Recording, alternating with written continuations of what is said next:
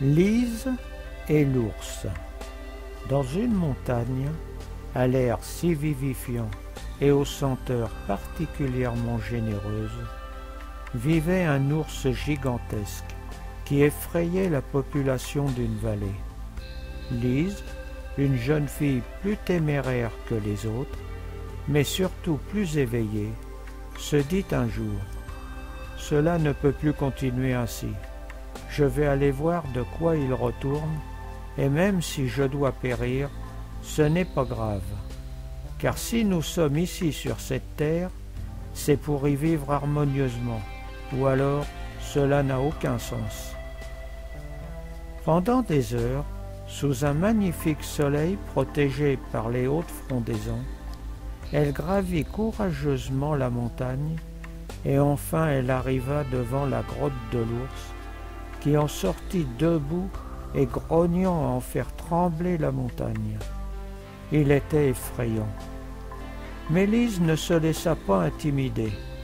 Elle haussa les épaules, en détournant résolument son regard et son mental de son apparente agressivité, et lui dit « Si tu crois que tu vas me faire peur, tu te trompes, car je suis prête à accepter mon triste sort, mais avant, je voudrais savoir pourquoi tu terrorises tout le monde. » Sur ce, l'ours se radoucit et s'assit en disant « Bonjour Lise, je te connais, je suis heureux de te revoir.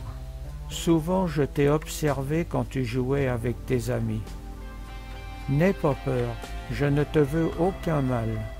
Si je fais cela, c'est parce que je suis à l'image de l'état de conscience que vous avez de moi. Tout le monde me craint et me hait. En ressentant cela, je réagis par de l'agressivité. Quand j'étais plus jeune, je suis descendu au village pour demander de l'aide. Pour mon père qui s'était blessé, à ton merveilleux grand-père que nous connaissions bien, car il venait souvent discuter avec mon père et nous amenait de succulentes friandises. Il nous disait que on peut panser une plaie, mais seul l'univers peut la soigner. Je suis donc descendu dans la vallée, mais à cause des idées préconçues et par peur, les habitants m'ont chassé et blessé. Ce même jour, mon père et ton grand-père sont partis pour le paradis, où, j'en suis certain, ils continuent leurs interminables discussions amicales sur le vrai sens de la vie.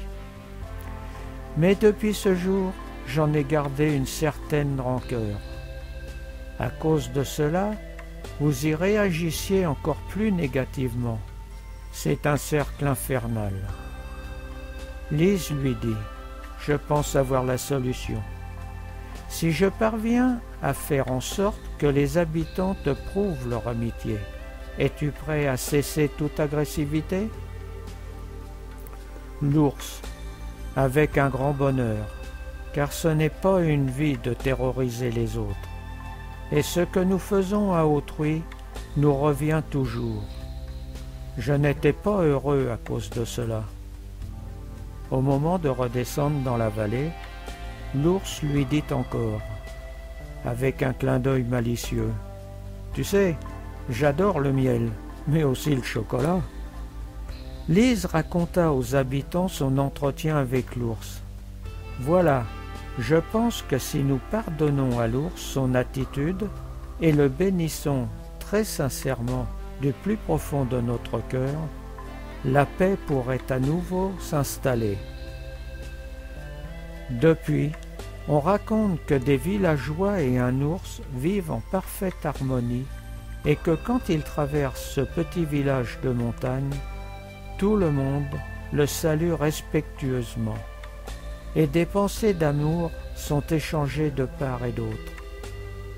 Du miel et du chocolat sont déposés chaque semaine devant la grotte où s'ajouta une maman ours et 2 petits oursons qui y vivent en parfaite harmonie avec tous les habitants de la magnifique vallée.